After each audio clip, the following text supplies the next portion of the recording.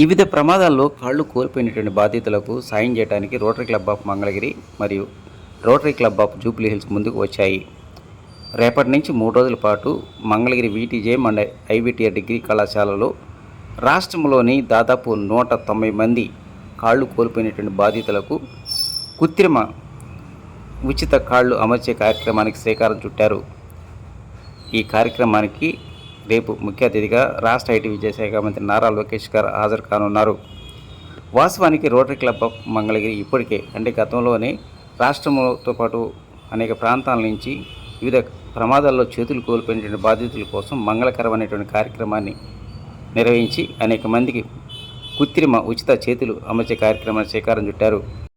రేపటి నుంచి నిర్వహించేటువంటి ఈ కార్యక్రమానికి ఇప్పటికే డిగ్రీ కళాశాలలో భారీ ఏర్పాట్లు చేశారు.